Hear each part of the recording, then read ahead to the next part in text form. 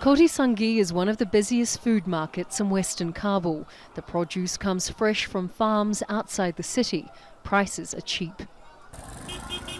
For 3 years, RIAZULLAH has been here with his wheelbarrow. He's a Karachiwan, men who for a small fee transport shoppers' groceries. Yet for the last few months, his wheelbarrow has been mostly empty. He says shoppers can't afford his services.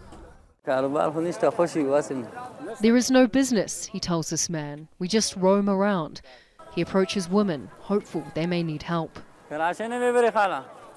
Auntie, do you need a wheelbarrow? He asks, but they walk away or ignore him. He is 5 hours into his workday and has earned only 20 cents.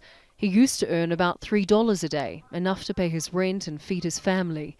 Frustrated, he heads home. He spends his day surrounded by food, but ever more frequently returns to his family empty-handed. Afghanistan's economy is collapsing.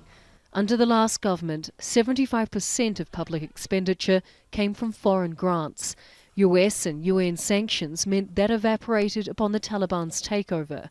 Taliban officials say they need sanctions lifted and aid agencies to return to tackle the problem. With little money to go around, banks limit withdrawals, employers can't pay their staff, and RIAZULLAH and his family are paying the price. Today they had green tea for breakfast, lunch is dal and bread. They will ration the leftovers for dinner. I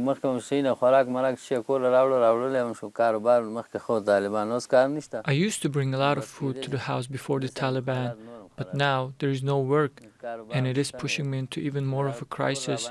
I'm due to pay $22 for rent, but I still owe for last month, and the children's health is getting weaker day by day.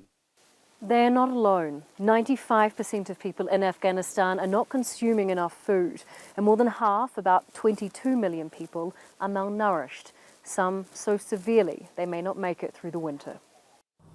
This is what RIAZULLAH is trying to avoid. Jazeera has visited multiple hospitals in recent months, the wards swelling with more children being treated for malnutrition. Aid agencies say it's the worst food crisis in Afghanistan since records began. They say children are already starving to death. We are looking at 5 million children who are one step away from starving to death.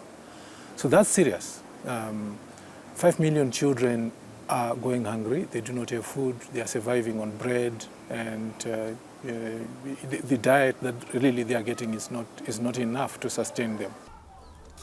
RIAZULLAH doesn't know what to do. He says the pressure is immense.